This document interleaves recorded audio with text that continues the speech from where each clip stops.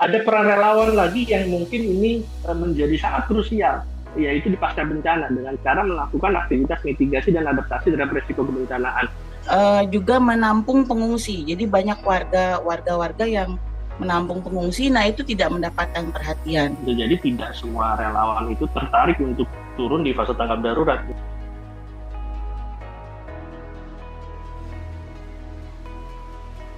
Bapak dan Ibu, perkenalkan saya Nia dari Bujono Center Indonesia dan senang sekali rasanya saya dapat berjumpa kembali dengan Bapak dan Ibu semua dalam seri semi daring mobilisasi sumber daya lokal kerelawanan dalam respon kemanusiaan. Pertama-tama, saya ingin mengucapkan terima kasih dan selamat datang kepada yang terhormat Bapak Pangarso Suryotomo selaku Direktur Kesiapsiagaan BNPB dan yang kami hormati Bapak Arif Rahmadi Haryono selaku Direktur DMC Dompet Duafa serta rekan-rekan peserta sekalian yang telah menyempatkan waktunya untuk hadir bersama-sama belajar pada siang hari ini. Kegiatan ini merupakan sesi terakhir dari seri seminar daring mobilisasi sumber daya lokal kerelawanan dalam respon kemanusiaan yang diselenggarakan atas kerjasama Pujiono Center dengan Lokadaya dan didukung oleh CFLI atau Canada Fund for Local Initiative. Di sesi terakhir ini, kita memiliki topik yang sangat menarik, rekan-rekan, yaitu praktik baik mobilisasi relawan pada masa pra dan pasca bencana. Dan tidak hanya topiknya aja nih yang menarik, tapi begitupun dengan narasumbernya, yaitu Bapak Pangarso Suryotomo dan juga Bapak Arif Rahmadi Haryono. Baik, teman-teman sekalian, mungkin kita tidak akan berlama-lama lagi untuk masuk ke apa namanya acara kita pada hari ini, yaitu penyampaian materi tentang dengan topik praktik baik mobilisasi relawan pada masa pra pasca bencana. Sesi ini akan dimoderasi oleh Mbak Puspa Dewi atau akrab dipanggil Mbak Dewi. Mbak Dewi, apa sudah siap, Mbak? Say hi dulu kita, Mbak. Halo, Mbak Dewi. Mbak Dewi suaranya belum keluar, Mbak. Halo, Ya, udah? sudah terdengar. Baik, Mbak Dewi, kalau gitu waktu dan platform saya persilakan untuk kita mulai acara. Terima Ah, kasih. Ya, terima kasih Nia untuk kesempatannya. Ya, selamat siang kawan-kawan semuanya. Jadi hari ini saya ditugaskan karena saya relawannya Lokadaya. Jadi saya sangat senang hari ini bisa dengan kawan-kawan semuanya. Dan kawan-kawan semuanya ini sesi yang sangat baik gitu ya. Dan kita bisa berefleksi, kita bisa belajar dari baik dari pemerintah maupun dari masyarakat sipil bagaimana mengelola memobilisasi sumber daya ya kerelawanan ini untuk kerja-kerja kemanusiaan, kerja-kerja kebencanaan. Tidak perpanjang, mungkin kita bisa langsung dengan Bapak Pangarso Suryotomo untuk bisa menyampaikan materi pertamanya. Kita bisa mendengar dari BNPB bagaimana praktek baik ya di dalam mobilisasi sumber daya ya untuk kerelawanan baik pra bencana maupun kemudian saat bencana dan pasca bencananya. Kita bisa mulai dulu karena Pak Pangarso juga sedang OTW ya. Jadi kita mungkin bisa mengawali dengan kawan dari Dompet Duafa ya. Dari Dompet Duafa ada Bapak Arif Rahmadi Haryono. Sudah hadir Bapak? Ya, halo Mbak. Oke. Sudah hadir Pak Arif. Selamat siang. Selamat siang. Silakan Pak Arif untuk waktunya kita berikan. Baik, terima kasih Mbak Dewi dan juga teman-teman sekalian. Bismillahirrahmanirrahim. Assalamualaikum warahmatullahi wabarakatuh. Salam kenal Bapak Ibu sekalian, teman-teman, para pegiat bencana. Perkenalkan, saya Arif Rahmadi Haryono dari DMC Dompet Duafa. Siang hari ini ingin sedikit berbagi pengalaman kami dalam mengelola teman-teman relawan. Secara umum DMC Dompet Duafa karena memang bernaung di bawah Yayasan Dompet Duafa, kami sudah mengelola jaringan relawan itu semenjak tahun 2012. Nah, sampai saat ini alhamdulillah jaringan kami sudah mencapai, jika tidak salah ingat, antara 23 sampai 24 ribu relawan se-Indonesia. Ini tersebar sampai 24 provinsi. Kalau di tingkat kabupaten kota juga cukup banyak. Kemarin kebetulan alhamdulillah kami baru saja mengadakan rakernas volunteer Dompet Duafa, yang salah satu aktivitasnya itu mengelola kebencanaan. Oke.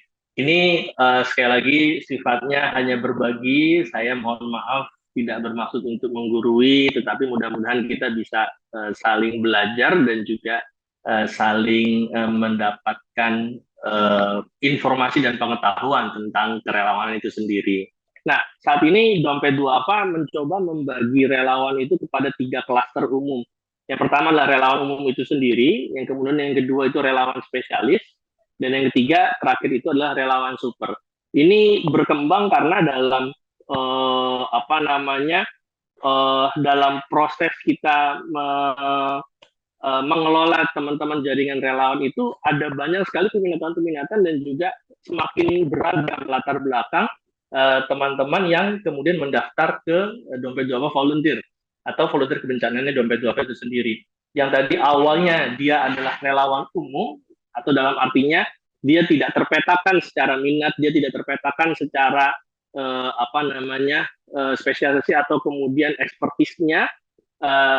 Misalnya tadi saya cerita lagi ketika dulu itu misalnya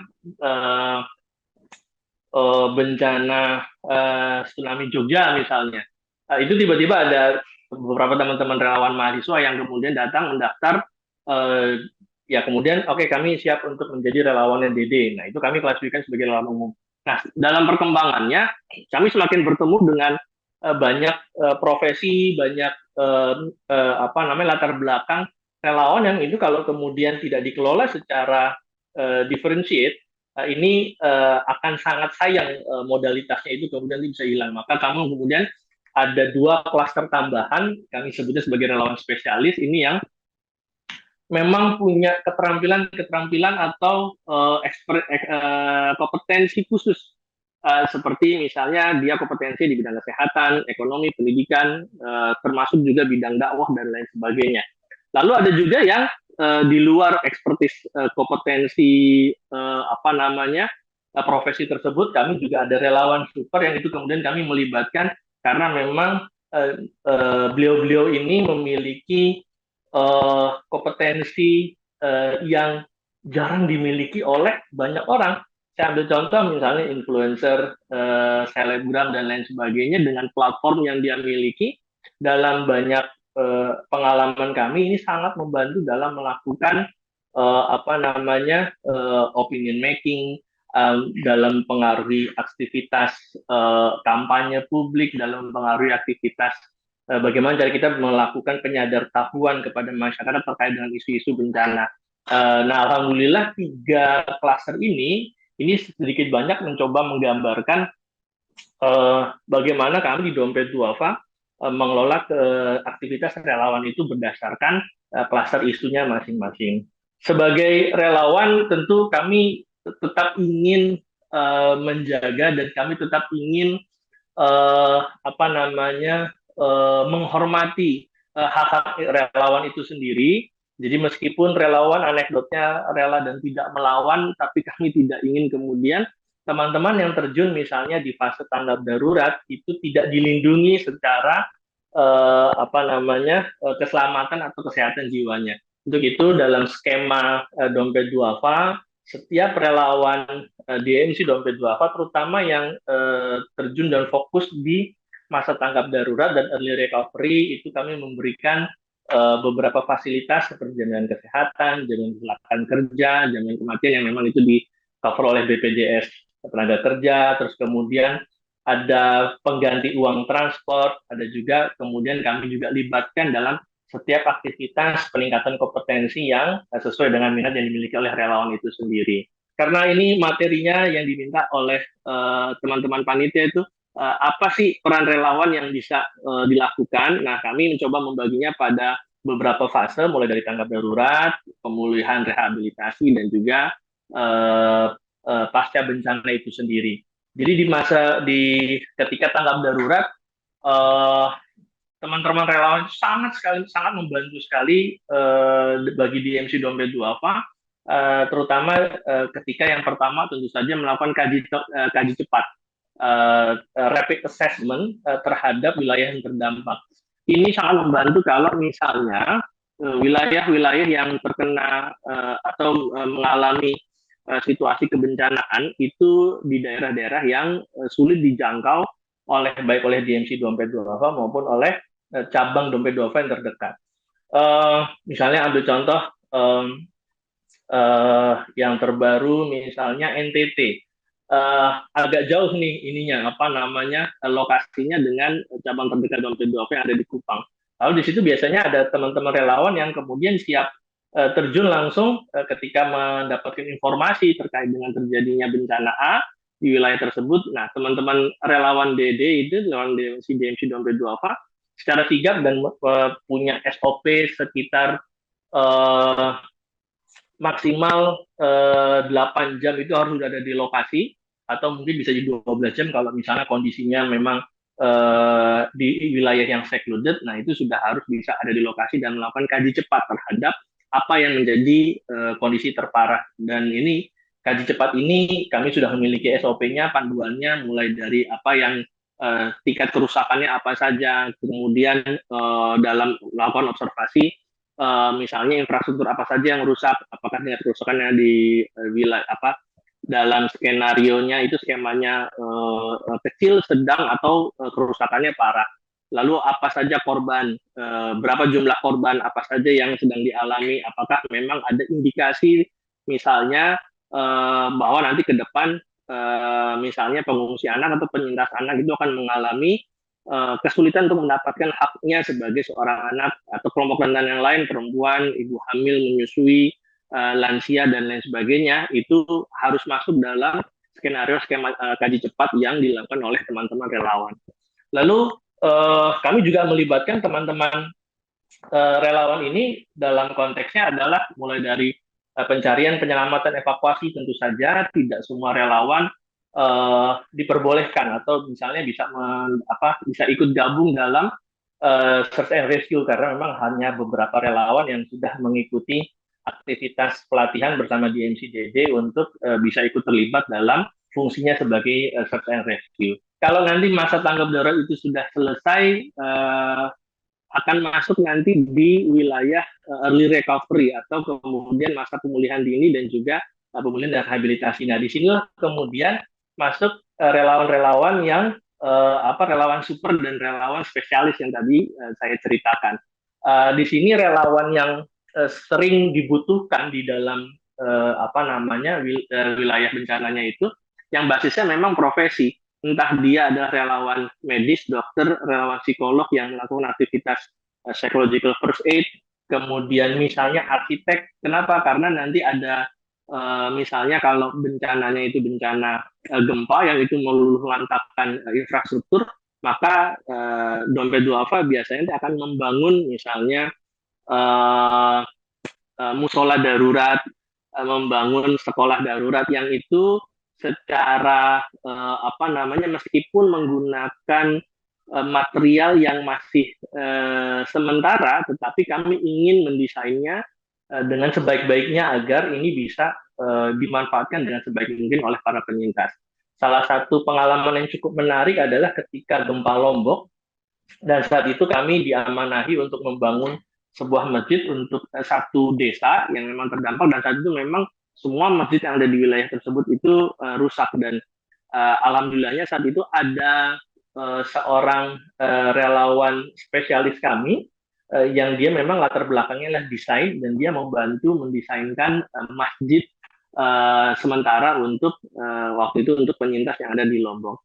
Lalu juga ada relawan guru, relawan ustadz, yang ini kami padu-padankan dengan pendekatan penyembuhan atau pemulihan dari aspek psikologi, misalnya kemudian juga relawan yang memang punya kompetensi bergizi anak, termasuk misalnya adalah kerelawanan yang basisnya adalah pekerja bangunan. Nah, ini cukup menarik karena kami juga ada program Cash Forward yang di sini coba melibatkan, kami coba memadukan antara aspek pemulihan ekonomi dari para penyintas yang juga kemudian punya latar belakang atau punya kompetensi sebagai tukang bangunan.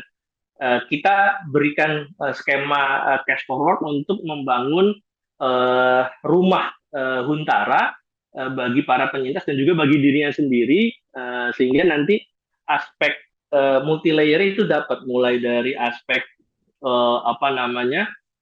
aspek ekonominya, kemudian dia bisa bekerja. Dan kalau dalam pengalaman kami, hasil kajian kami, penyintas yang dilibatkan atau punya aktivitas itu, terutama yang usia dewasa, tentunya itu punya kecenderungan pulihnya lebih cepat ketimbang penyintas yang tidak memiliki aktivitas. Nah, model cash forward yang kemarin cukup menarik DMC Dompet Duafa jalankan di Cianjur, yang melibatkan masyarakat setempat yang memang punya kompetensi tukang bangunan, itu bisa membuat mereka pulih lebih cepat dan dengan tingkat stresor yang lebih rendah tentunya.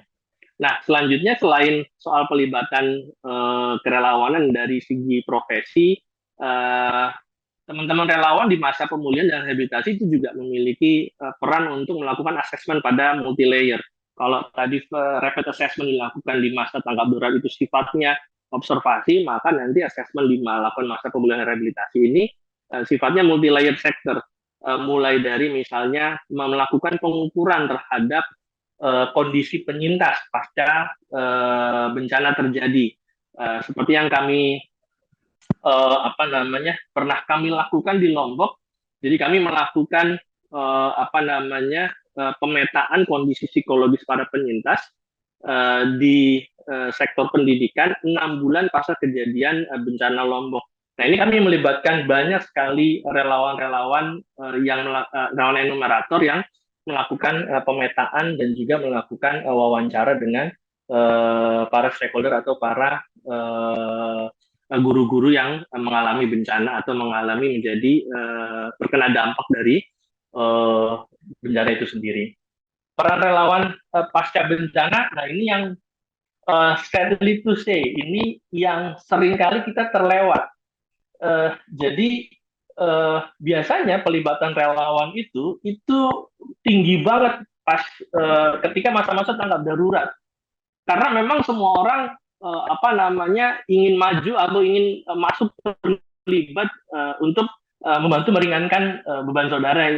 Itu bagus saja, nggak ada persoalan bagi kami, dan kami sangat senang dengan partisipasi atau engagement dari relawan, baik yang relawan umum maupun juga relawan spesialis dan super, untuk bisa terlibat di dalam masa tanggap darurat. Tapi sebenarnya yang paling krusial itu justru kalau dalam perspektif kami, dalam pengalaman kami itu, bagaimana relawan ini juga bisa memiliki peran dan fungsi justru ketika pasca bencana, ketika pemulihan dan juga rehabilitasi dan rekonstruksi itu sudah selesai, kita sering terlupa untuk melakukan kegiatan aktivitas kesiapsiagaan, mitigasi dan adaptasi terhadap resiko kebencanaan yang mungkin bisa muncul kembali setelah bencana yang sudah pernah terjadi. Nah, ini seringkali terlewat oleh kebanyakan dari kita, sehingga masyarakat yang tadinya menjadi terdampak dan kemudian menjadi penyintas tidak dirawat atau tidak kemudian diperkuat lagi resiliensinya untuk menghadapi bencana lain yang mungkin bisa datang. Maka dalam perspektif DMC Dompet Duafa, ada peran relawan lagi yang mungkin ini menjadi sangat krusial, yaitu di pasca bencana, dengan cara melakukan aktivitas mitigasi dan adaptasi terhadap risiko kebencanaan, mulai dari aktivitas penyadartahuan terhadap risiko bencana ke depan, melakukan proses adaptasi atau proses penguatan terhadap masyarakat dan juga simbol-simbol kerelawanan, yang itu bisa jadi sudah berbicaranya adalah masyarakat lokal yang pasca terjadinya bencana itu sendiri. Kemudian di masa ini juga relawan bisa melakukan aktivitas peningkatan kapasitas dan juga peningkatan kompetensi. baik itu dia relawan umum maupun relawan spesial, yang ini kemudian kita bisa ikat agar sekali lagi daya resiliensi dari masyarakat terdampak dan juga simpul-simpul relawan yang ada di masyarakat itu sendiri itu bisa terus kita jaga. Salah satu pengalaman yang cukup menarik dari DMC Dompet Duafa adalah ketika kami mendapatkan informasi terkait dengan resiko karhutla tahun 2023 dari beberapa informasi masukan dari yang masuk dari para akademisi dan juga para praktisi menyatakan dikarenakan faktor El Nino, terus kemudian tingkat kekeringan yang cukup tinggi, maka peluang terjadi karhutla di beberapa beberapa titik yang biasanya menjadi primadona terjadinya karhutla itu bisa jadi sangat tinggi. Maka sebelum itu terjadi, kami melakukan aktivitas penguatan simpul-simpul relawan masyarakat. Jadi kami mempersiapkan relawan siaga api yang itu kami berikan kompetensi terkait dengan pemadaman api dasar, bagaimana skenario evakuasi masyarakat ketika terjadi kebakaran hutan. Kita berikan pelatihan soal early warning system, kita siapkan infrastruktur dan juga perlengkapan yang dibutuhkan sehingga ketika terjadi karhutla, masyarakat terutama kelompok rentan oleh relawan bisa diungsikan ke safe house atau safe school yang juga nanti sudah kita persiapkan. Nah ini aktivitas mitigasi dan juga kesiapsiagaan ini justru menjadi dalam perspektif kami punya ruang yang sangat penting agar relawan bisa berkontribusi dalam pengurangan resiko dan juga pengurangan potensi jumlah korban jiwa dan jumlah jumlah kerusakan yang mungkin bisa terjadi akibat bencana itu sendiri. Nah, di luar 3 poin yang tadi saya sampaikan, ada juga peran relawan yaitu adalah melakukan kampanye kepedulian. Saya ambil contoh kemarin tahun 2023 di semester kedua kami melibatkan di 11 provinsi itu melakukan aktivitas Voluntary Waste Summit. Ini aktivitasnya melibatkan teman-teman relawan dalam melakukan gerakan kampanye terkait dengan sampah. Jadi karena kami dapat informasi terkait dengan jumlah sampah, terutama sampah plastik yang cukup banyak di seluruh wilayah Indonesia, maka kami melibatkan teman-teman relawan untuk melakukan aksi kampanye kepedulian, mulai dari bersih-bersih di wilayah lokasi wisata, kemudian juga melakukan aktivitas organizing dengan simpul-simpul masyarakat, simpul OMS dan juga simpul aktivis terkait dengan isu sampah di wilayah tersebut dan lain sebagainya. Nah, ini yang peran-peran relawan yang bisa diambil sebelum atau pasca bencana. Nah, ini yang mudah-mudahan ke depannya makin banyak lagi relawan, dalam harapan kami tentu saja bisa makin banyak yang terlibat untuk masuk dalam fase ini. Mungkin demikian dari saya, karena sudah dikasih Q 5 menit, sudah cukup dari saya. Mudah-mudahan nanti kita bisa perdalam dari sesi tanya jawab dan diskusi. Terima kasih, mohon maaf segala kekurangan. Billahi taufiq wal hidayah. Assalamualaikum warahmatullahi wabarakatuh. Waalaikumsalam warahmatullahi wabarakatuh.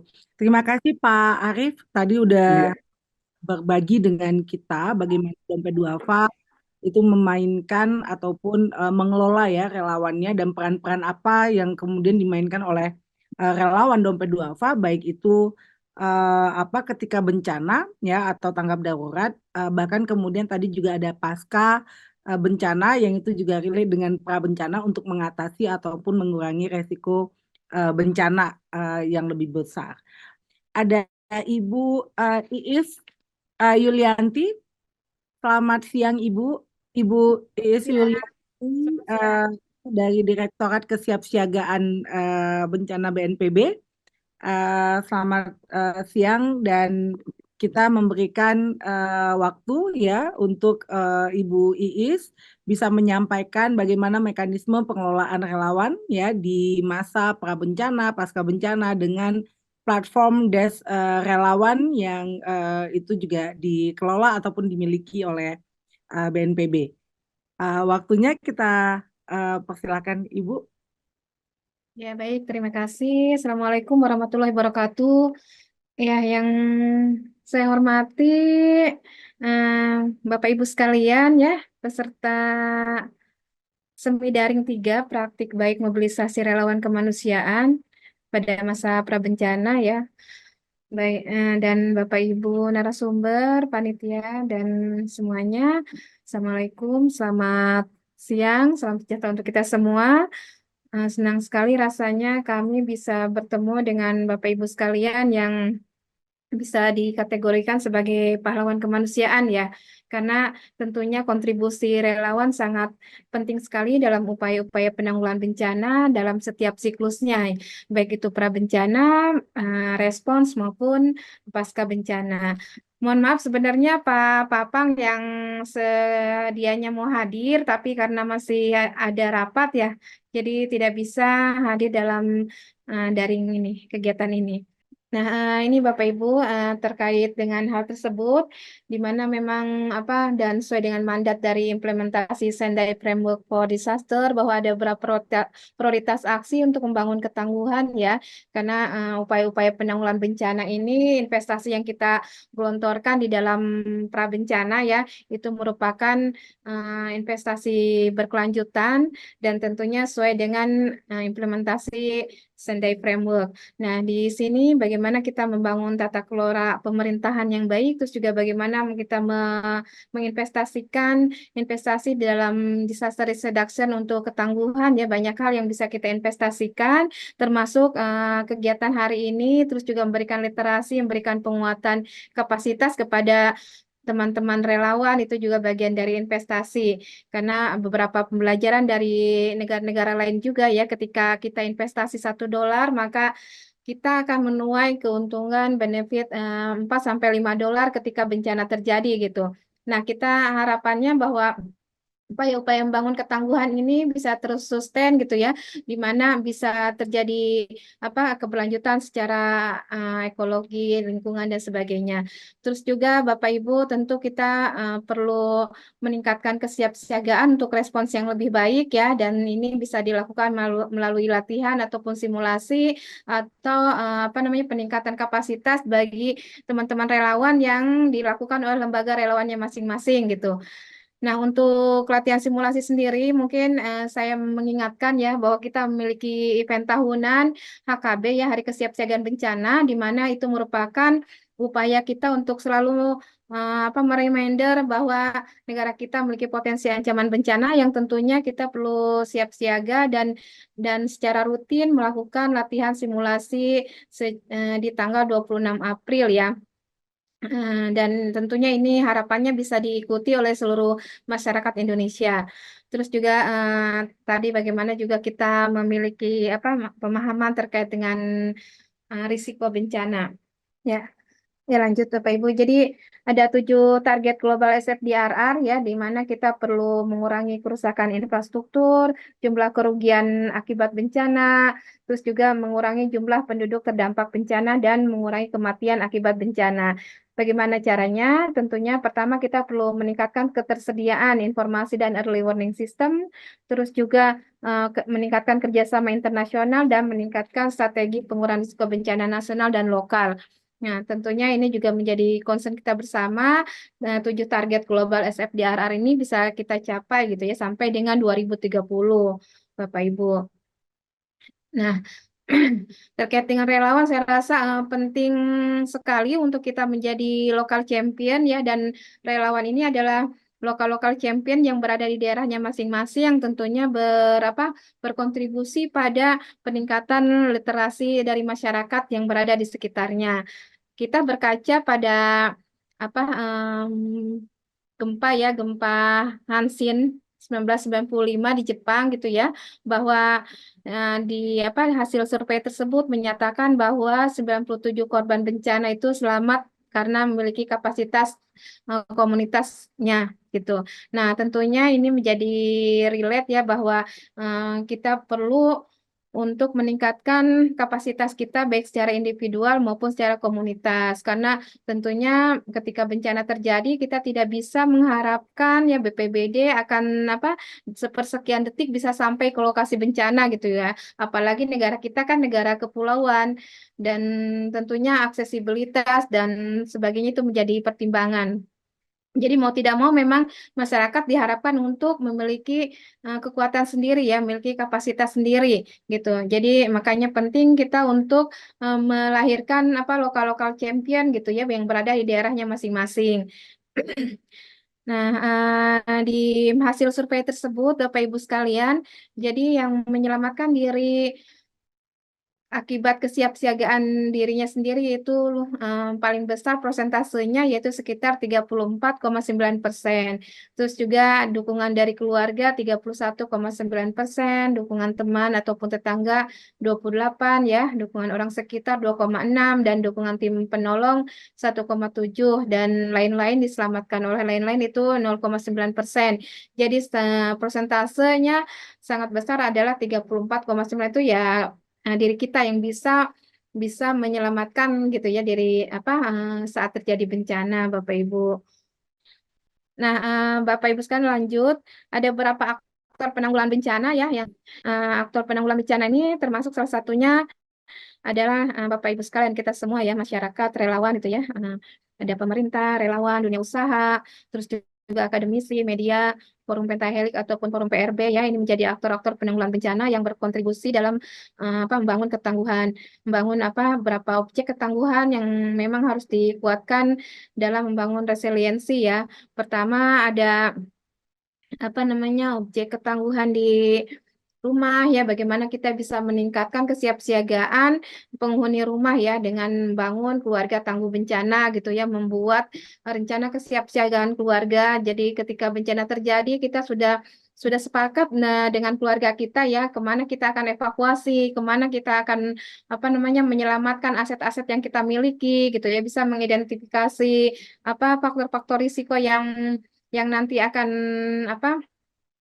menjadi bencana buat kita gitu ya. Saat misal terjadi gempa kita bisa mengidentifikasi sudut-sudut rumah, misal lampu-lampu di mana tata letaknya yang betul, terus juga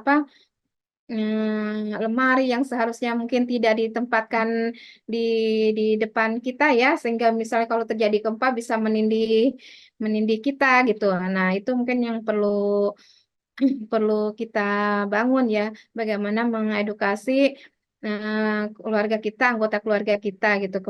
Jadi kalaupun misalnya suatu saat nanti terjadi berpisah gitu ya anggota keluarga, kita sudah sepakat di mana kita akan berkumpul gitu. Nah, ini menjadi penting Bapak Ibu untuk kita membuat rencana kesiapsiagaan keluarga, termasuk mungkin yang punya aset-aset ya, mempunyai ternak dan sebagainya itu bisa dievakuasi kemana gitu. Terus juga untuk sekolah ya tadi terkait dengan membangun sekolah yang aman bencana ya SPAB ini juga merupakan suatu yang penting ya untuk mengedukasi adik-adik kita baik dari tingkatan TK, SD ya dan seterusnya itu menjadi penting dan banyak sekali saya rasa teman-teman relawan juga sudah sangat familiar dan berkontribusi di SPAB ini ya Satuan Satuan Aman Bencana Sekolah Aman Bencana gitu. Terus juga bagaimana fasilitas kesehatan juga memiliki rencana kontingensi ya, memiliki business continuity plan mungkin ya, di mana ketika terjadi bencana itu bisa dilihat bisa memiliki rencana kontingensi untuk penyelamatan pasien-pasiennya gitu ya. Itu kan sangat penting kalau misal terjadi gempa, banjir dan sebagainya. Saya rasa ini menjadi sangat relate untuk setiap fasilitas kesehatan itu memiliki rencana kontingensi, termasuk di dalamnya ada rencana evakuasi dan sebagainya.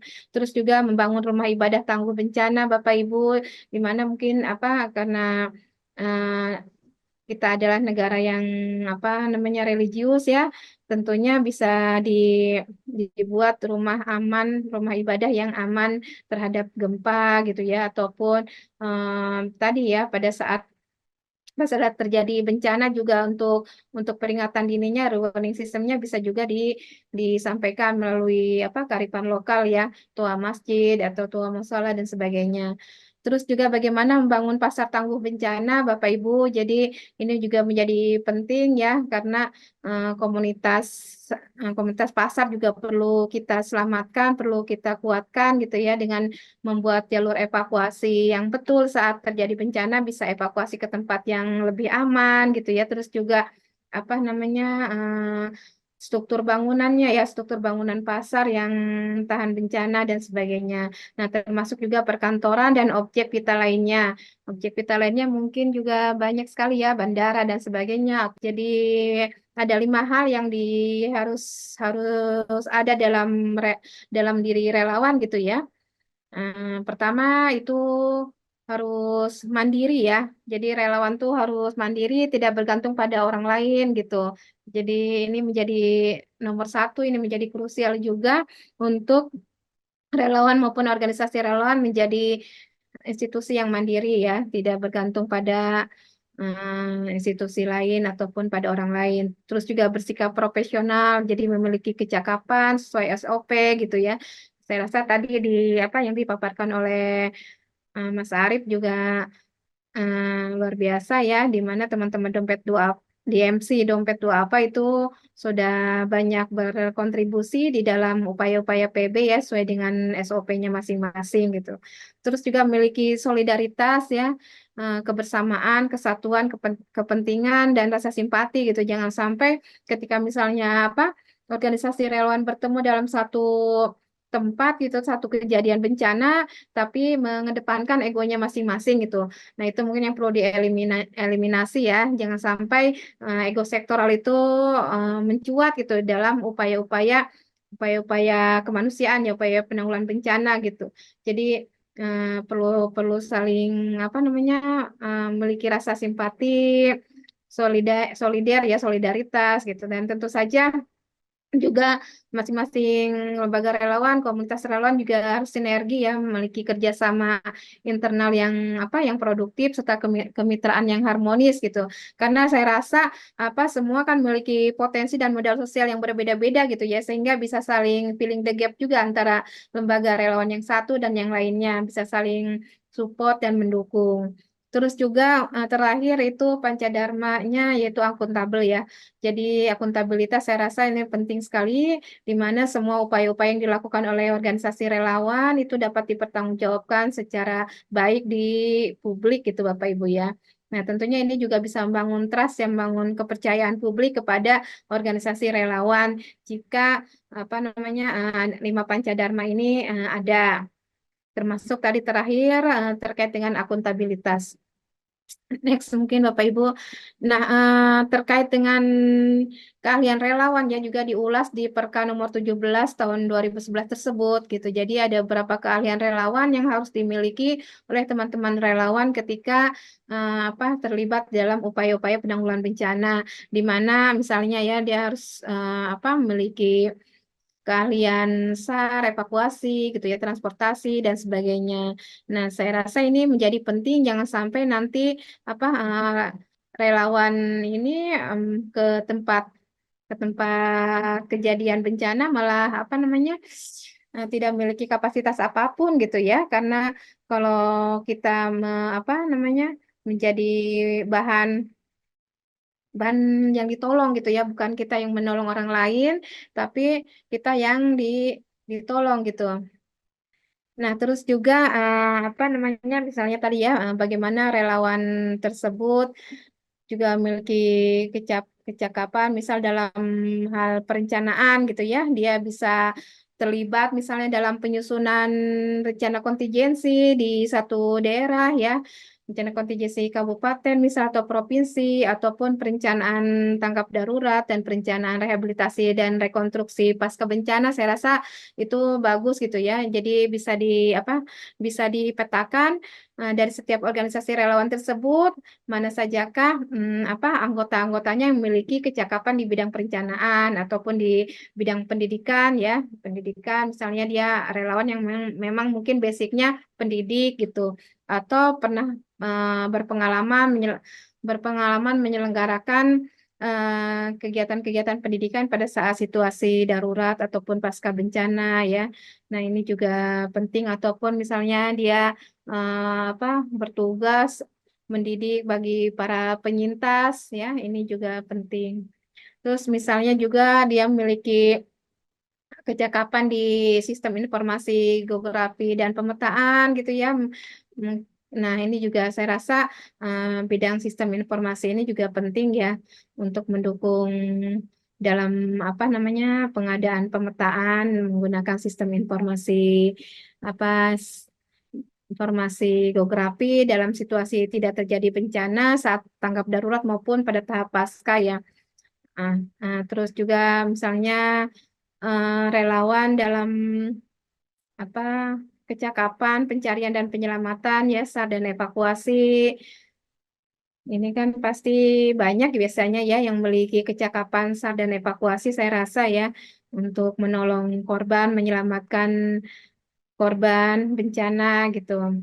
Nah, ini juga harus terus ditingkatkan terus ya kapasitasnya gitu. Juga transportasi, logistik ya, dapur umum gitu. Nah, mungkin sementara itu dulu ya. Kalau misalnya ada masukan, ada tambahan, monggo mungkin Bapak Ibu sekalian. Ya, Sementara itu terima kasih. Assalamualaikum warahmatullahi wabarakatuh.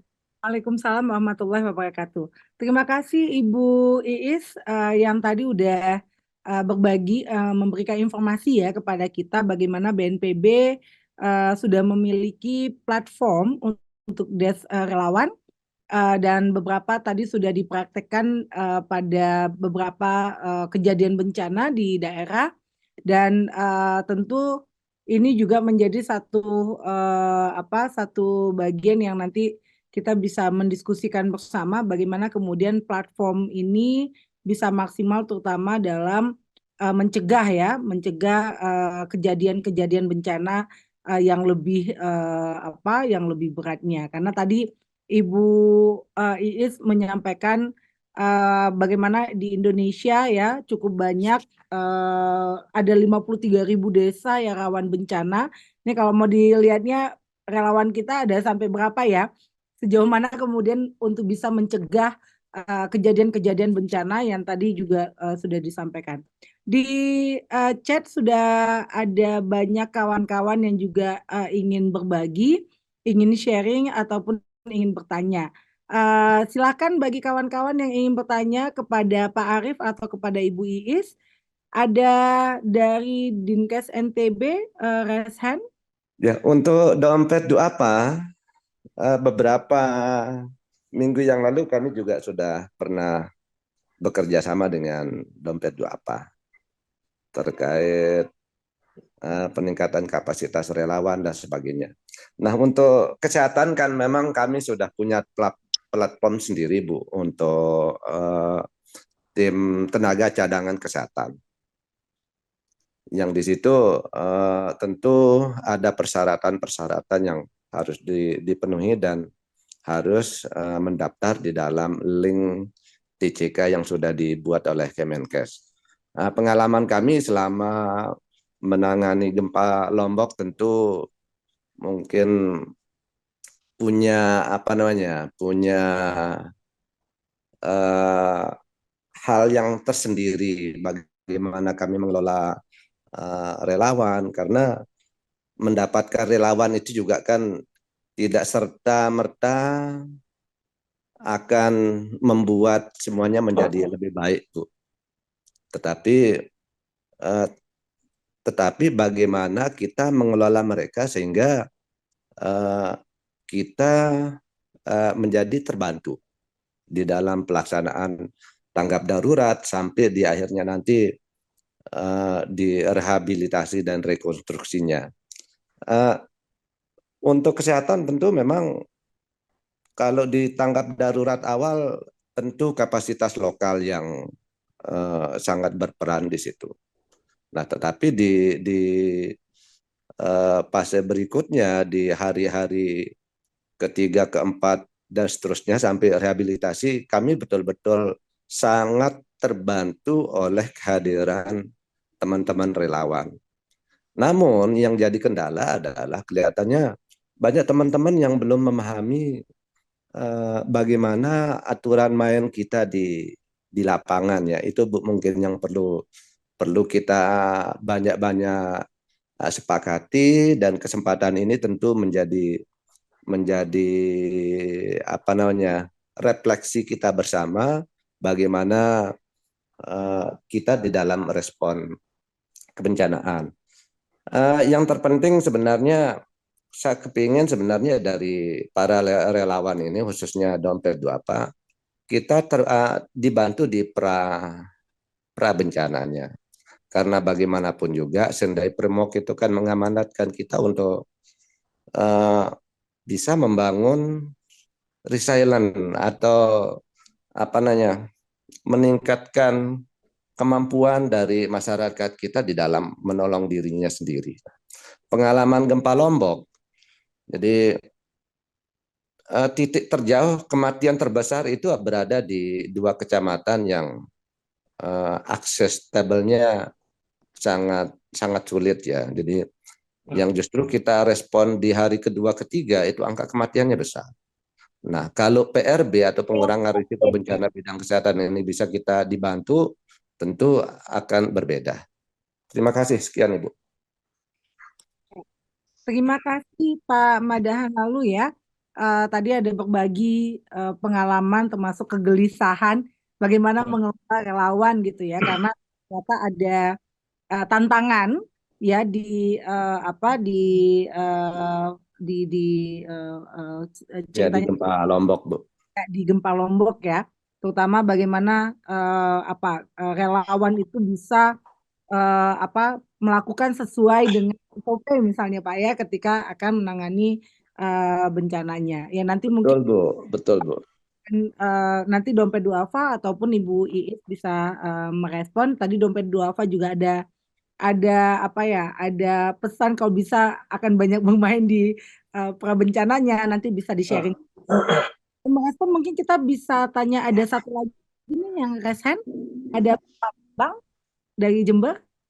Ya, Mbak Dewi. Boleh, silakan Bapak. Ya, salam kenal. Saya Bambang Teguh Karyanto. Langsung saja. Yang pertama, dari materi Bu Iis yang saya spesifik soal government tadi ya, perencanaan pemerintah yang basisnya kebencanaan. Menurut saya ini harus kita periksa ulang, apakah memang perspektif kebencanaan sudah nyata hadir di dalam perencanaan pembangunan di semua wilayah, baik itu di tingkat desa maupun kabupaten misalnya. Manifest dokumennya menurut sependek pengetahuan saya kan ada di rencana tata ruangnya, bagaimana juga itu hadir di dalam dokumen. Terus yang kedua, di perencanaan pembangunan yang teknokratik yang itu bersimbiosis dengan spasialnya tadi, saya kok tidak sekarang ini beberapa tahun terakhir ini itu belum juga begitu menguat, Bu. Misalnya hari ini ya di Jember itu juga sudah ada pengalaman banjir bandang di tahun 2006-2007. Terus menurut juga peta dari BNPB juga bahwa kami yang ada di selatan itu juga rentan terkait dengan bencana gempa dan likuifasi. Dan itu cukup mengerikan kalau menurut saya kalau tidak dikomunikasikan sedari awal. Karena seringkali ini kontradiktif, Bu. Jadi kemarin misalnya dengan perubahan RT RW, Rencana Tata Ruang Jember, begitu kita publish datanya BNPB kepada pemerintah kabupaten, justru dia nggak ngerti, nggak tahu. Jadi menurut saya ini sangat aneh dan nyata soal sinkronisasi data aja juga masih jadi problem. Itu yang pertama. Yang kedua, menurut saya juga peran dari teman-teman atau siapapun yang mengatasnamakan relawan kebencanaan ini, menurut saya juga harus ditingkatkan kapasitasnya dalam kerja-kerja advokasi kebijakan. Yang terpenting menurut saya juga misalnya bagaimana kita bisa punya kapasitas mengaudit situasi lapangan hari ini, misalnya zona kumpul atau zona bagaimana kita bisa evakuasi warga. Temuan kami yang awal misalnya ada rambu-rambu, ada kode soal bagaimana ketika nanti ada tsunami, ada apa itu di zona-zona peruntukannya untuk berkumpul atau evakuasi. Apakah ketika sudah ditetapkan 10 tahun yang lalu, situasi hari ini seperti apa? Karena kami menemukan di lapangan ternyata juga sudah tidak existingnya sudah tidak seideal yang 10 tahun yang lalu. Nah, bagaimana teman-teman relawan itu juga saya ingin mengajak ya peningkatan kapasitasnya juga hal-hal yang begitu. Yang terakhir Ibu, kebijakan menurut saya di tingkat daerah itu menjadi penting. Sinergi antar pihak menurut saya bukan hanya statement tapi juga manifest dokumen dong gitu. Nah, bagaimana kita masyarakat sipil ini juga terlibat secara penuh supaya mitigasi itu juga bukan pekerjaan mudah menurut saya, tapi justru dengan mitigasi sebaik apapun misalnya kita membangun begitu ada gempa, ada tsunami, ya rusak juga apa yang kita bangun selama ini. Nah, maka perspektif mitigasi ini kalau sudah jauh-jauh hari dipikirkan dan disinkronkan, saya kira akan lebih bagus sekali. Saya kira itu Mbak Dewi, terima kasih. Terima kasih Pak Bambang ya. Ini kayaknya banyak ke eh, BNPB ya kepada Ibu Iis, tapi nanti Pak Arief juga bisa berbagi, terutama kan tadi bagaimana satu perspektif kebencanaan itu juga bisa diarus utamakan ya, ataupun juga disinergiskan dengan tata ruang ataupun kebijakan pembangunan yang lainnya, sehingga pembangunannya itu juga bisa mempertimbangkan ataupun melihat pada wilayah-wilayah yang rawan bencana. Yang kedua soal relawan kebencanaan ini juga bisa melihat pada advokasi kebijakan bisa berbagi peningkatan kapasitas apa aja sih yang pernah dilakukan misalnya kawan-kawan Dompet Duafa kepada relawan. Ini sebenarnya di seri kedua kemarin ada penguatan kerelawanan ya, tapi nggak apa-apa kita juga berbagi di sini. Oke, silakan mau Ibu Iis dulu atau Pak Arief untuk merespon tadi dua penanya dari peserta. Ibu Iis mau mengawali? Ya, Ya, yang silakan. tadi ya terima kasih tadi yang dari NTB ya. Jadi untuk tadi ya ini dulu mungkin yang saya ingat tadi pengaruh utamaan ya, pengaruh utamaan isu-isu kebencanaan ya. Nah, memang untuk di RPJMN sebelumnya itu kan sebenarnya sudah masuk di ini ya di kegiatan kalau di RPJMN 2020 sampai dengan 2024 itu untuk isu-isu kebencanaan terakomodir di agenda prioritas untuk membangun lingkungan hidup, meningkatkan ketahanan dan perubahan iklim gitu ya. Terus juga untuk rancangan teknokratis di tahun 2025 sampai 2029 ini untuk isu lingkungan isu bencana ini ada di ketahanan sosial budaya dan ekologi ya untuk memperkuat sosial budaya dan ekologi sebagai landasan modal pembangunan. Untuk tataran regulasi sebenarnya kita juga sudah memiliki ini ya hal terkait dengan bagaimana pengaruh utamaan isu-isu kebencanaan gitu. Nah, seperti hal yang terkecil saja misalnya untuk mengarustamakan isu-isu gender dalam kebencanaan, kita pun sudah banyak merespon gitu ya. Dan untuk BNPB sendiri di dalam isu-isu gender ini kemarin kita mendapatkan penghargaan juga dari Kemenek PPA ya terkait dengan apa kontribusi BNPB ya, nama penghargaannya tuh Parahita gitulah. Nah, memang ini Pak saya rasa untuk pengaruh utamaan isu-isu kebencanaan ya memang harus secara masif ya baik di tataran pusat maupun daerah gitu karena tentunya ini tidak bisa kita lakukan secara parsial gitu.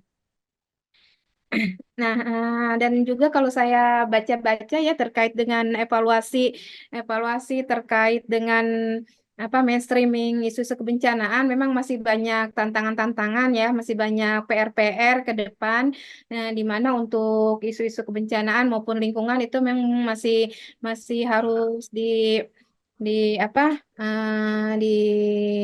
harus utamakan lebih masif lagi ya.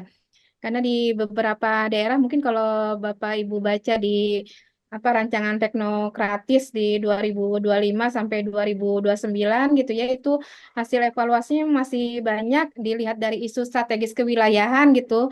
Masih untuk isu-isu lingkungan ya, bencana ataupun lingkungan itu masih ada banyak hal ya, degradasi lingkungan yang misalnya ada di wilayah Sumatera ya, terus juga Kalimantan, Sulawesi, itu masih menjadi PR gitu ya, di mana isu-isu degradasi lingkungan karena aktivitas pertambangan, perkebunan gitu. Nah, ini masih mencuat gitu yang belum bisa bisa selesai. Terus juga misalnya juga di wilayah Jawa Bali gitu ya, untuk wilayah Jawa Bali terkait dengan isu kebencanaannya ini masih tingginya kerentanan dan potensi bencana ya, seperti banjir rob di daerah pesisir utara Pulau Jawa gitu ya, gempa bumi dan tsunami di daerah pesisir selatan Pulau Jawa. Nah, saya rasa memang sudah termainstreaming ya, tapi memang masih banyak PR-PR tantangan yang perlu diselesaikan di nanti ya, di RPJMN 2025 sampai 2029 gitu. Termasuk mungkin di daerah Nusa Tenggara ya, juga masih masih harus menjadi concern bersama gitu. Nah, mungkin saya rasa itu ya terkait dengan mainstreaming isu-isu kebencanaan, tapi yang kita yang pasti sih kita semua pasti sudah berusaha ya untuk mensinergikan ya isu-isu penanggulangan bencana ini dengan kementerian lembaga ya di tingkat pusat gitu. Nah, berikutnya apa ya? Pengelolaan relawan ya. Yang Pengelolaan pengelolaan relawan. Ya, pengelolaan relawan saya rasa memang ini menjadi apa? Menjadi isu penting juga ya untuk teman-teman NGO ya, teman-teman lembaga relawan gitu ya. Nah, kalau BNPB sendiri kita juga berusaha untuk meningkatkan kapasitas teman-teman relawan ya, dan juga mengadvokasi isu-isu terkait dengan relawan, misalnya tadi ya isu terkait dengan perlindungan relawan ya, di mana kemarin tahun lalu ya, tahun sebelumnya kita sudah tadi menghasilkan peraturan kepala badan terkait dengan eh, perlindungan pekerja kemanusiaan termasuk dengan relawan gitu. Nah, kita harapannya bahwa relawan ini bisa terlindungi oleh asuransi ya semuanya gitu, apalagi pada saat tanggap darurat.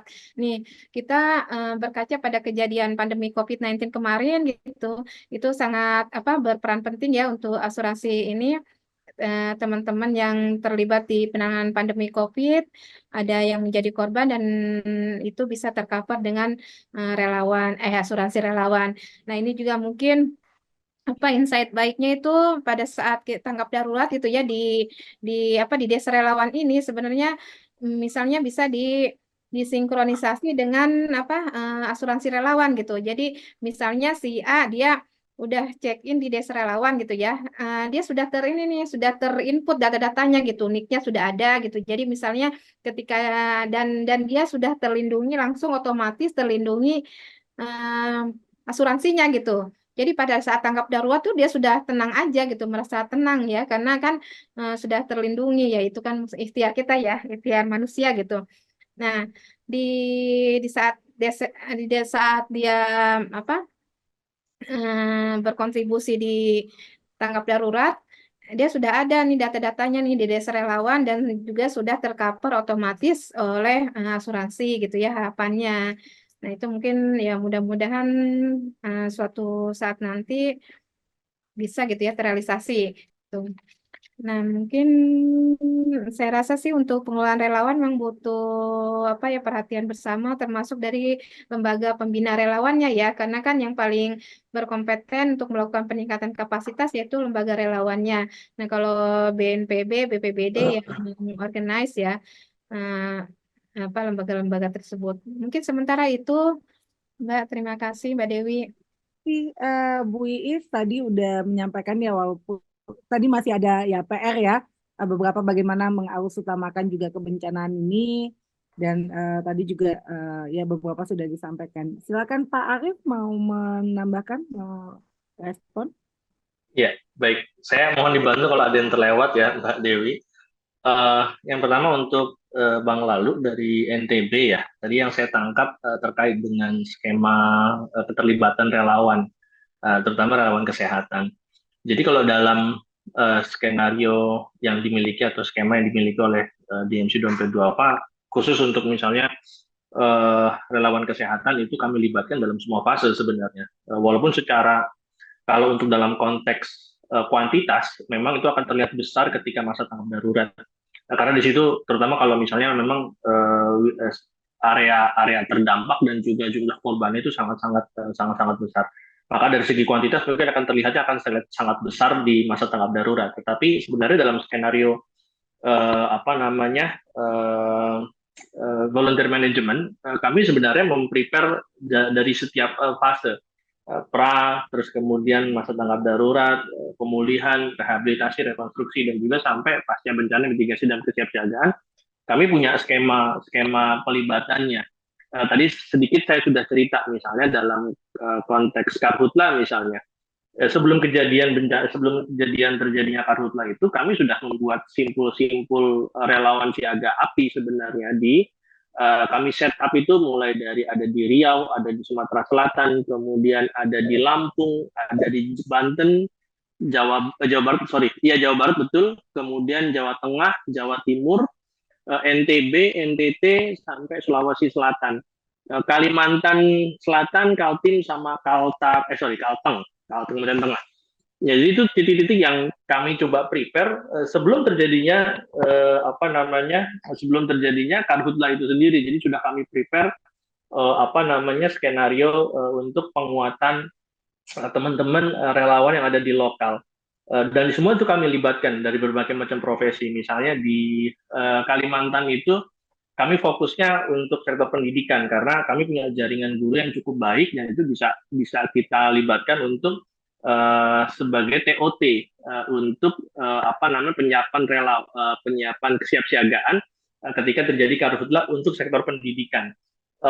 Di NTB pendekatannya sama, guru juga, ada juga yang relawan umum dan juga kesehatan. Di Riau ini pendekatannya juga sama. Sekali lagi ini adalah penyiapan teman-teman relawan sebelum terjadinya bencana itu sendiri, sehingga ketika terjadi kejadian kita semua sudah prepare. Meskipun tentu saja dalam prakteknya beberapa tergopoh-gopoh gitu ya, tetapi setidaknya dengan skema kita kesiapsiagaan yang sudah kami prepare itu teman-teman jadi lebih well planned setidaknya begitulah. Nah itu sebenarnya untuk menjawab ada juga di kolom chat yang tadi saya sempat tengok. Apakah DMC kenapa DMC tidak melibatkan tidak memberikan perhatian. Justru kami sekarang saat ini dan juga memang sudah dari beberapa tahun lalu kami sudah mempersiapkan penguatannya di aspek mitigasi dan juga kesiapsiagaan bencana itu sendiri. Lalu kalau terkait dengan follow up terkait dengan advokasi, kami memang masih dalam sektornya itu khusus untuk DMC itu masih untuk sektor lokal. Jadi coba saya tadi cerita soal pengalaman kami dalam mengelola Volunteer Quest Summit, gerakan peduli sampah plastik. Kemarin alhamdulillah kami follow up dari gerakan peduli sampah plastik itu, kami mengikat perjanjian dengan Kota Ternate untuk terlibat selama 3 tahun ke depan, mulai dari waste management, terus kemudian pengelolaan sampahnya yang berbasis ekonomi produktif dan lain sebagainya, itu untuk sebagai tindak lanjut untuk terkait dengan kami bisa berkontribusi untuk pengurangan sampah plastik di Kota Ternate. Lalu di titik yang lain sebagai follow up dari gerakan itu juga kami bikin perjanjian dengan MOU dengan Balai Pengelola Taman Nasional Gunung Rinjani (TNGR). Itu untuk men-set up semacam pengolahan sampah yang lebih baik lagi. Memang sudah cukup baik, tetapi sekali lagi yang misalnya kalau untuk Kasur Rinjani misalnya, yang kita hadapi itu perilaku teman-teman pendaki atau pengunjung TNGR yang masih banyak ternyata yang belum disiplin dalam dalam mengelola sampah pribadinya gitu loh.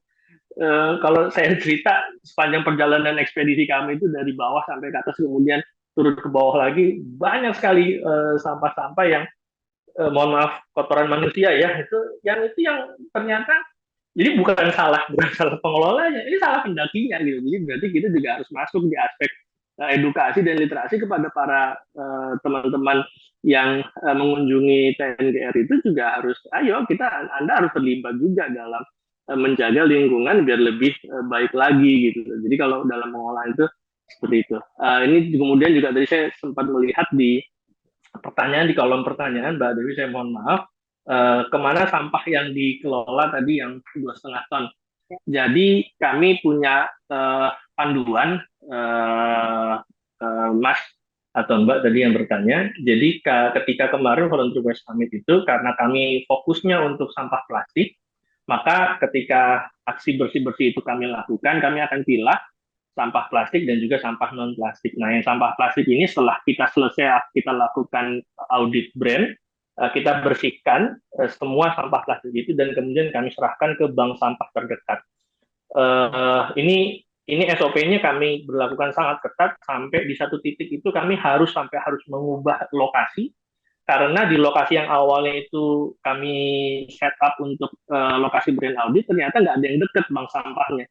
Sampai akhirnya kami harus pindah ke lokasi yang lain karena itu lebih dekat lokasi bank sampah. Kemudian untuk sampah sisanya itu kami bekerja sama dengan Dinas Lingkungan Hidup setempat untuk melakukan pengangkutan dan juga pengolahan sampah berikutnya oleh Dinas Lingkungan Hidup. Mungkin gitu. Ada yang terlewat nggak ya Mbak Dewi? Saya mohon maaf kalau Bapak Ibu ada yang terlewat, boleh. Enggak ada yang kelewat kok Mas. Oh ya, siap, baik. Makasih banyak Mas tadi Mas. Ini ada 2 lagi nih yang raise hand. Iya, oke. Saya kebetulan sekarang lokasinya lagi di Kudus, di dekat perbatasan Karanganyar Demak ya, yang kemarin terkena banjir. Jadi kemarin saya melihat juga ke posko ya, sedikit membantu, tapi sepertinya yang di poskonya juga kebingungan untuk organisir relawan yang datang. Jadi saya lebih banyak membantu di lingkungan rumah saya. Nah, jadi gini, apa sih yang dikategorikan pada relawan? Apakah harus selalu mengatasnamakan lembaga atau tim? Apakah bisa misalnya perorangan datang, misalnya saya pengen bantu di mana gitu. Kalaupun itu masuk dalam kategori relawan, desk di posko itu, desk relawan itu sepertinya lebih cenderung mengarahkan kepada tim gitu. Jadi belum ada kesiapan untuk mengarahkan relawan yang datang perorangan. Ya, oke. Terus yang kedua, jadi mungkin apa kurang tanggap atau gimana ya kemarin yang di posko Kudus ya, khusus untuk yang posko pengungsi Kudus. Terus yang kedua, tadi juga melanjutkan ada penanya, tadi saya lupa namanya, yang bilang memaksimalkan keterlibatan masyarakat, bahkan membuat masyarakat si korban bencananya itu juga bisa menolong dirinya sendiri. Jadi mungkin lebih banyak menggerakkan masyarakat sekitarnya itu sendiri. Jadi kalau saya melihat organisasi yang turun di posko-posko bencana itu lebih banyak kepada peralatan, sistemnya mengarahkan, yang mengorganisir gitu, dan sebenarnya lebih bisa memaksimalkan peran masyarakatnya juga gitu. Nah, terus lebih memaksimalkan peran masyarakatnya juga. Nah, yang saya lihat kemarin pengungsi-pengungsi itu kan nggak cuma ada di posko. Jadi ada pengungsi yang juga di rumah warga ya. Jadi ada yang terkena dampak itu kan bukan cuma di lokasi yang bencananya aja, tapi yang juga menampung pengungsi. Jadi banyak warga-warga yang menampung pengungsi. Nah, itu tidak mendapatkan perhatian. Sementara bantuan di posko itu malah menggunung, malah sampai terbuang-buang, terutama misalnya kayak pakaian layak pakai. Itu harusnya dari pintu masuk atau mulai begitu musibah itu terjadi di posko sudah tahu harus bagaimana supaya tidak terjadi penumpukan yang ya harusnya tidak terjadilah gitu, tidak berguna. Jadi langsung bisa diarahkan ini akan kemana titik-titiknya itu, kira-kira pengungsi akan tersebar di mana misalnya. Ini kan dibutuhkan untuk disebar kemana aja, didistribusikan. Nah, kami dari ibu-ibu di desa yang kebetulan berbatasan sebenarnya sudah melaporkan kalau di posko desa, balai desa itu kebutuhan pakaian untuk laki-laki dewasa kurang, kebanyakan untuk perempuan. Dan kami mau meminta dari yang posko yang di terminal itu, posko utama, untuk meminta pakaian dewasa yang laki-laki. Tapi karena memang tidak membawa nama lembaga, jadi yang di desknya juga kebingungan gitu. Malah sepertinya waktu mau dibawa, dipindahkan juga tidak setuju gitu. Jadi bingung juga. Padahal mereka juga butuh banyak tenaga, butuh banyak SDM. Yang saya tanyakan, daripada barang lebih banyak butuh tenaga. Tapi begitu tenaga bantuan datang, saya juga mau bawa teman-teman, mereka kebingungan sendiri gitu. Ya udah jalan aja cari ke sini ya. Kami juga bingung mau pegang apa. Begitu pegang nanti salah juga karena ini amanah orang lain gitu. Terus yang ketiga, kemarin kebetulan ada kepala desa di salah satu wilayah yang terdampak menampung pengungsi yang mengatakan kalau tidak ada anggarannya dari desa atau manapun untuk hal ini gitu. Tapi sementara mereka terkena dampak dapat, bukan desa saya sih, tapi desa lain yang berbatasan dengan Demak, masih wilayah Kudus. Jadi menampung juga relawan begitu banyak yang masyarakat nggak mau tahu gimana nih kepala desa kita harus nyelesain. Nah dia bingung akan mendulukan dari mana gitu anggarannya. Akhirnya dia menggerakkan dadakan masyarakat di desanya itu wajib satu rumah menyediakan 5 bungkus nasi minimal misalnya gitu kan. Nah ini seperti ini juga harusnya kan dari BPBD ya misalnya di area bencana itu sudah langsung menyisir daerah-daerah di sekitar gitu. Jadi sudah informasinya itu sudah bisa ditampung gitu, dikumpulkan dan sudah bisa mengantisipasi hal ini. Gitu aja kalau dari saya pertanyaannya. Terima kasih. Ya, terima kasih Mbak Lia. Tadi sharing sekalian juga ada beberapa pertanyaan tadi ya, yang mungkin nanti bisa direspon pengalaman dari Dompet Duafa ataupun juga dari BNPB. Silakan kita tanya satu lagi ya, karena ini ada yang raise hand satu lagi tadi dari FPRB-nya Bali. Ya, saya hanya ingin menanggapi sedikit tadi tentang satu pengaruh utamaan kebencanaan di tataran relawan dan masyarakat. Untuk di masyarakat terutama untuk pengaruh utamaan di pemerintah tempat tadi ya. Di pemerintah tempat itu untuk pengaruh utamaan kebencanaan menurut saya itu dari pengalaman mendampingi masyarakat, sekolah dan sebagainya itu akan sangat efektif kalau umpamanya pemerintah daerahnya, pimpinan daerah terutama itu memiliki wawasan kebencanaan. Akan sangat sulit kalau pimpinan daerahnya itu tidak memiliki wawasan kebencanaan. Sehingga biasanya kalau tidak memiliki wawasan kebencanaan, apa-apa itu dianggap tidak penting, apalagi kalau daerah itu dalam jangka waktu 10 tahun terakhir misalnya belum punya pengalaman mengalami bencana. Itu susah. Gitu. Jadi penting sekali untuk memberikan pemahaman kepada pimpinan daerahnya bahwasannya isu kebencanaan ini penting, sehingga keluarannya harapannya ada peraturan yang dikeluarkan. Entah itu perda, perbu, pergub, dan sebagainya. Karena tanpa aturan daerah itu, di tingkat yang lebih bawah itu tidak akan punya cukup keberanian untuk melakukan kegiatan-kegiatan yang sifatnya bersifat anggaran yang berhubungan dengan kebencanaan. Gitu. Jadi misalnya kalau dari pemerintah nasional lah sudah, dari BNPB sudah ada aturannya, dari Kementerian Pendidikan sudah ada aturannya. Tapi kalau dari gubernur atau bupatinya tidak mengeluarkan peraturan turunan, maka dinas-dinas di bawahnya itu cenderung tidak berani melakukan kegiatan biasanya. Atau kadang-kala mereka berinisiatif untuk melakukan kegiatan, begitu diajukan ditolak. Karena pimpinan daerahnya tidak memiliki wawasan kebencanaan. Itu persoalannya. Sehingga kalau kita mau mengutamakan ini di tingkat bawah, maka PR besar kita yang pertama adalah meyakinkan bahwasanya pimpinan daerah memiliki wawasan tentang kebencanaan. Itu saya rasa. Dan sehingga harapannya ada aturan yang dikeluarkan, baik itu sekali lagi pada pergub ataupun bupati dan sebagainya. Sehingga di tingkat bawah, misalnya di tingkat desa, akhirnya cukup keyakinan, keberanian untuk melakukan kegiatan-kegiatan kebencanaan yang sifatnya beranggaran terutama dari pemerintah baik pusat maupun daerah. Itu. Kemudian tadi saya mendengarkan penjelasan Pak Lalu dari NTB, kemudian Mbak Lia juga tadi bahwasannya di kebencanaan itu relawannya itu, kalau Pak Lalu mengatakan itu seolah-olah belum memahami mekanisme kerja di lapangan.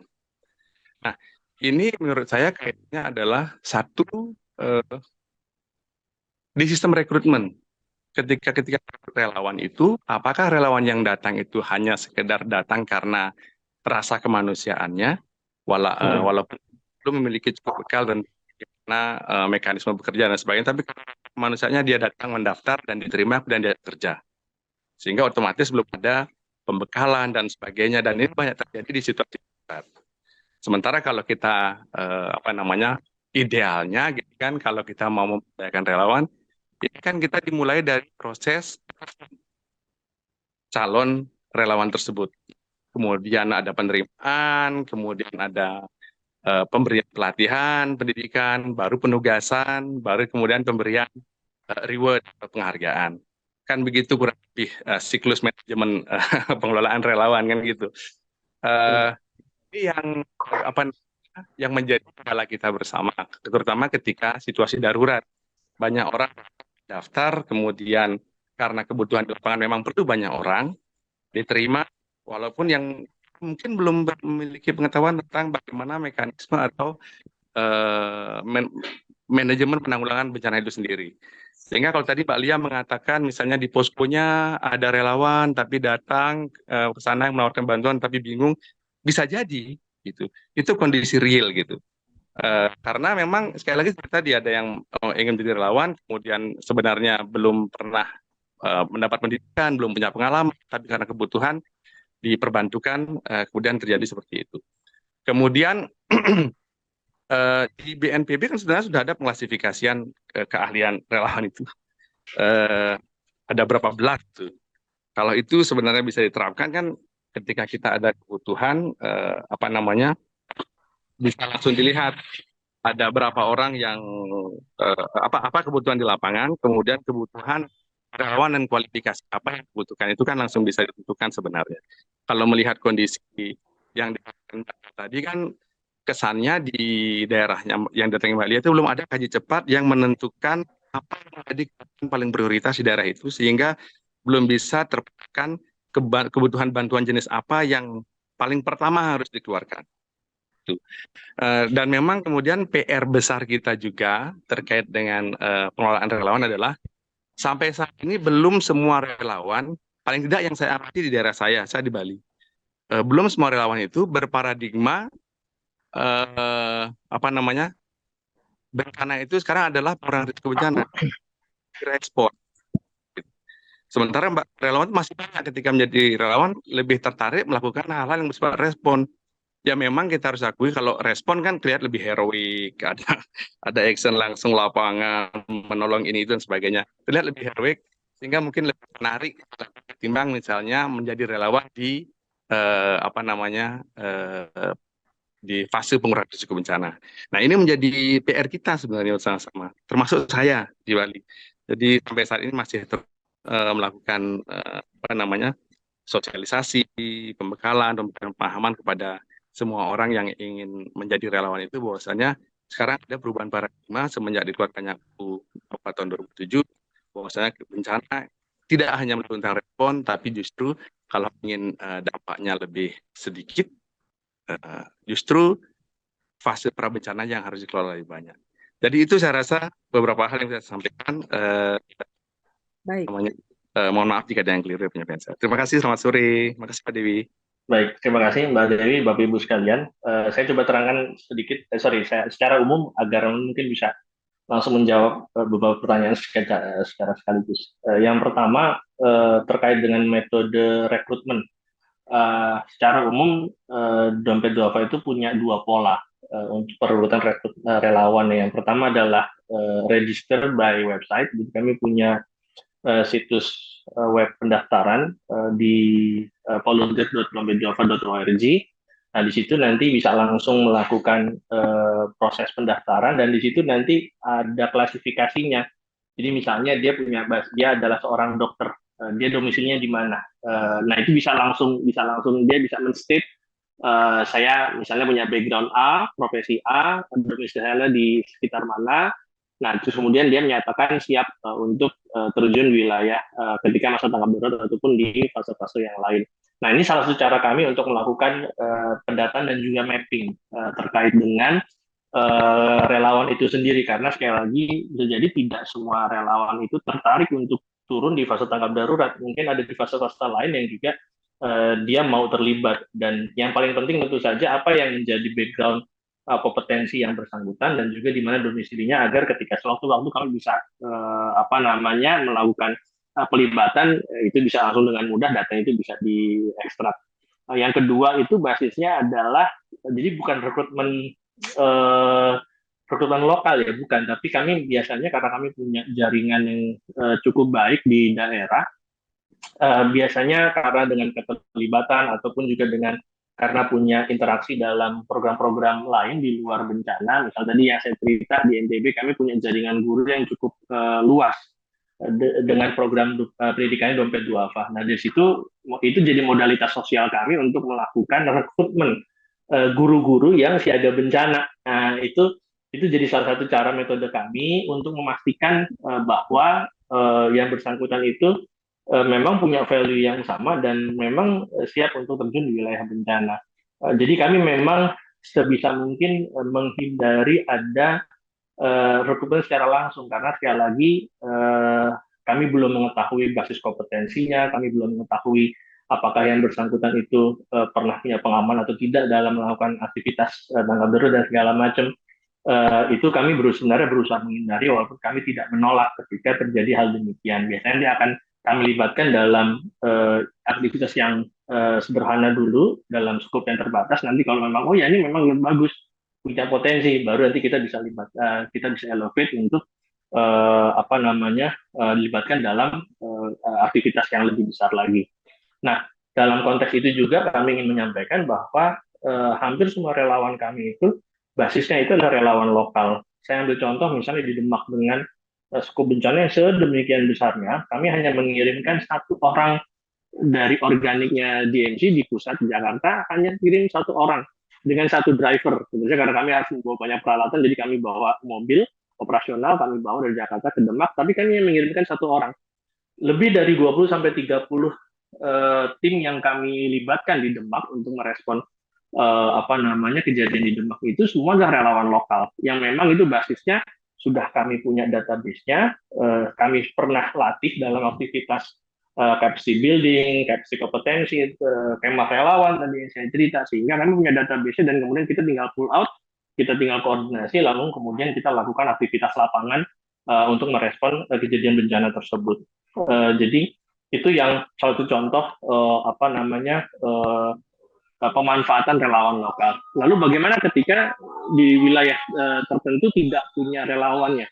Tentu saja konsekuensinya adalah satu, kami mengirimkan personil yang lebih banyak dari Jakarta. Kemudian yang kedua adalah sebelum keberangkatan itu kami biasanya melakukan koordinasi dengan teman-teman komunitas relawan lokal yang mungkin bisa jadi belum pernah berinteraksi dengan kami, tapi kami berdasarkan based on recommendation, based on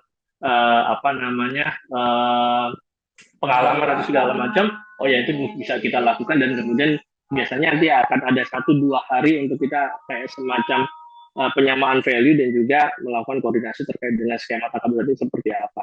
Itu untuk beberapa wilayah provinsi atau kabupaten kota yang memang secara jaringan relawannya dan Dompet belum ada. Lalu untuk peran kepala daerah, Pak Putu Suta dari Bali, saya setuju sekali Pak. Tahun 2017 atau 2018, Dompet Duafa itu pernah merilis publikasi namanya Disastronomics. Di situ salah satu kesimpulan yang kami ambil adalah semakin besar anggaran daerah atau sebuah negara, atau dalam konteks lokalnya provinsi, kabupaten, kota, yang itu fokusnya adalah menyiapkan terkait dengan mitigasi resiko bencana, maka potensi terjadinya loss atau kerusakan, terutama dari sisi ekonomi, itu jauh lebih kecil. Nah, dari situ sebenarnya kami sempat pernah mencoba melakukan intervensi terkait dengan advokasi terutama untuk APBD. Bagaimana caranya agar ada sekian persen itu jatah itu bisa dialokasikan untuk mitigasi resiko bencana sebenarnya.